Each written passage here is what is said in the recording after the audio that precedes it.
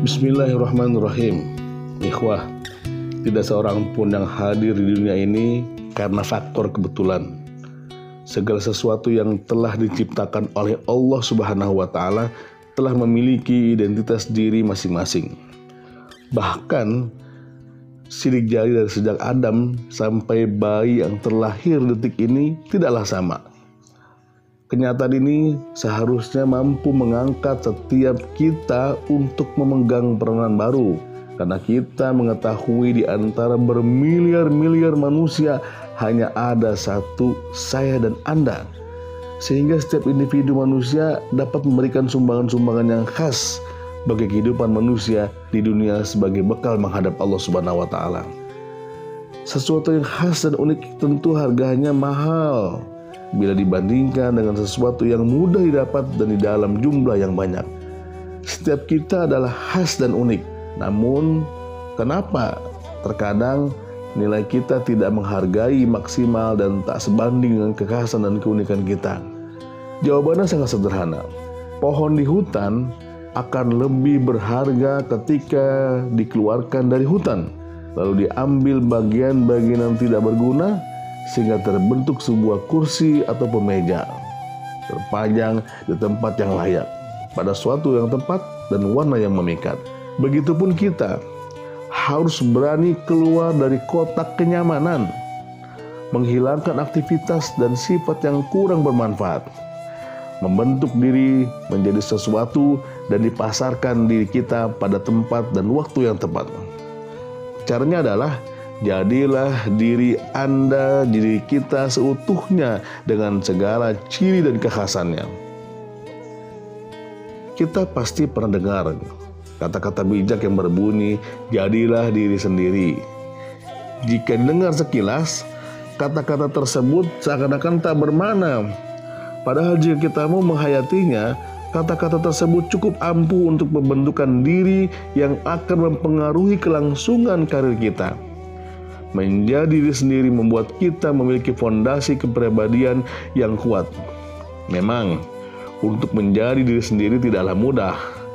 Ada beberapa faktor yang berperan dalam hal ini. Artinya, ada sejumlah syarat dalam pembentukan diri sendiri, antara lain: 1. Jadilah pribadi yang berbeda. Sadarilah bahwa berbeda dengan orang lain, baik secara fisik maupun psikis atau kejiwaan, setiap orang memiliki ciri khas dan karakter masing-masing.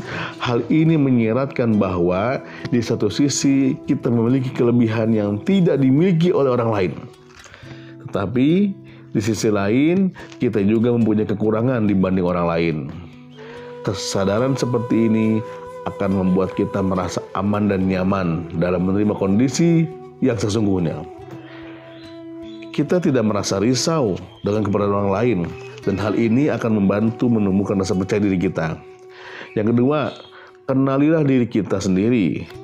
Secara fisik kita tentu telah mengenali diri kita dengan baik. Misalnya, berapa tinggi dan berat tubuh kita, apa warna rambut kita, bagaimana kulit kita, bagaimana bentuk mata kita. Kita juga mengetahui secara pasti tempat dan tanggal lahir kita, di mana, tinggal di mana, dan apa pekerjaan kita. Tetapi hal fisik ini tidak cukup untuk mengenal diri sendiri. Kita dituntut untuk mengenali hal-hal yang bersifat non-fisik, seperti sebagaimana watak, kebiasaan, kepribadian, dan hal-hal seperti inilah kualitas diri kita akan terbentuk. Yang ketiga, untuk sebagai syarat pembentukan diri kita, antara lain yang ketiga adalah jangan menyesali diri. Setiap orang tak lepas dari kelemahan dan kekurangan, namun jangan sekalipun menyesalinya. Tak perlu repot membandingkan kekurangan kita dengan kelebihan orang lain. Toh, di samping kekurangan, kita juga punya potensi lain dan kelebihan. Dan jangan sampai kita menempuh jalan pintas untuk mengubah diri kita. Lebih baik gali kelebihan kita untuk menutupi kekurangan kita. Yang keempat, evaluasi diri. Lakukan evaluasi terhadap diri kita sendiri untuk mencapai apa yang kita inginkan. Hal ini dapat dilakukan dengan melakukan identifikasi terhadap berbagai hambatan maupun hal yang memperlancar kesuksesan kita. Ini mencakup berbagai aspek baik fisik maupun non-fisik.